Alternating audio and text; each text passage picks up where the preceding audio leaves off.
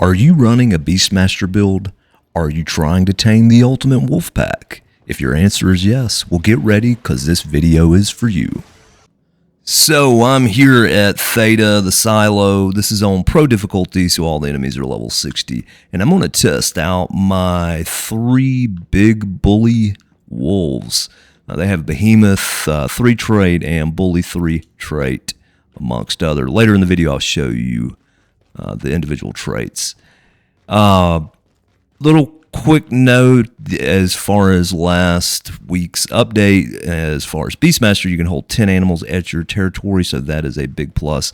Also, the animals spawn back in quicker, so you can use them more often. The cooldown has been reduced significantly. As you can see, I've got my 3 whistles set up in my hotbar, so...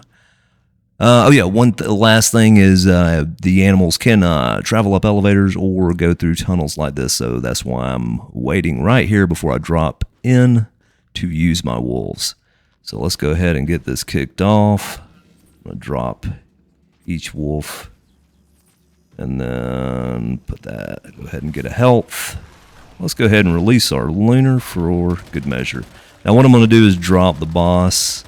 Once he goes immune, then I'll kill the 3 green nodes, and then I'll let the wolves do their job. Okay, he's immune. Go ahead and hit a hill. Good thing about the wolves is they aggro a lot of enemies, so if you're new to Beastmaster or have been thinking about using it, that is one of the big benefits. So I'm just going to let them do their fighting from here on. See the little drill-headed guy? That dude... Well, now they killed him. That dude is a problem in here. So the wolves do a really good job of keeping his attention. And don't have any other regular-sized wolves, but these big Behemoth 3... they are like horses. They've just about got this boss all the way down. And as far as the Behemoth and Bully, the Behemoth trait you have to sort of play around with and breed it up. And the Bully trait you'll have to, it starts off of 1 and then goes to 2 and 3, but you have to fight enemies, but it is really quick. So I'm going to go run around here and collect this loot. You are going back to my house. So I am back here at my base, and I've got one of my dogs pulled up here. So this is the first one I got, and it's got Bully 3, which does, after attacking a target with HP below 50%, recover 5% HP and gain attack plus 75% on your next attack. So this one is a really good trait. As you can see, this is Bully 3, so you do have to level it from 1 to 2 to 3, but you do that by basically letting the dog kill enemies. But the challenge is, don't quote me, but I believe you have to retain health, gain back health from enemy loss. But basically, just take the dog into any silo, like level 15, 20, low level. Level doesn't matter, and just the Bully trait will level itself up very quickly. Now, the next one is Rosetta Surge 3. Again, this one you have to level up 1 to 2 to 3. Now, this one you do have to make a mutagen out of. I can show you what that is. But this is a pain to collect, and it's also a pain to level up. I believe it starts off at 40% damage for Rosetta 1, 2 is 50, and then when you get it to 3, 60. Next up, we have Behemoth 3. This is the one that body size increases by 30%, final damage plus 30%, HP plus 30%. Makes it easier to interrupt enemies. So this one, you just have to start off with 2 dogs. Behemoth 1. You can find Behemoth 2 out in the wild, but you have to go from 1 to 2 to 3.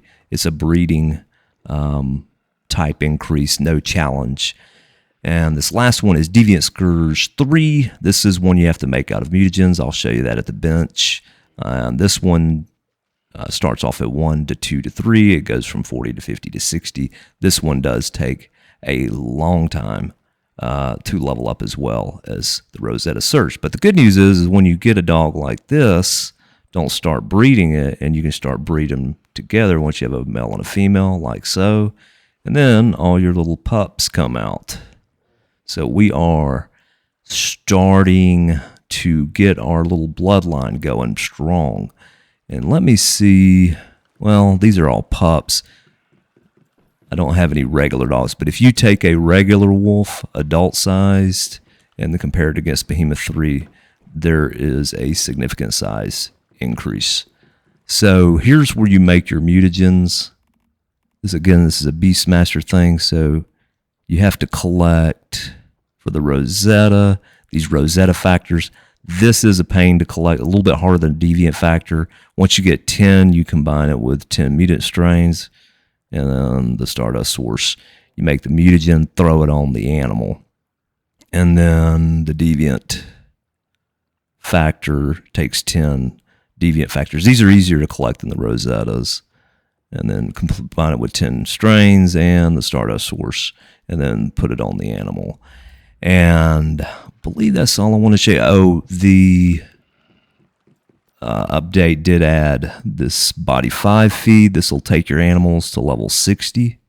So I'm still trying to collect more deviated aloe. I haven't got all my animals to level 60, but I think the ones that I'm using are level 60. Yeah, see, level 60. And that one's level 60. These are the 3 dogs that I was using in Theta. And then I use the metal dental sets made out of the Stardust ingots. That's what I use on all 3 animals. So that's pretty much my setup on that. And like I said, I've got some pups in here.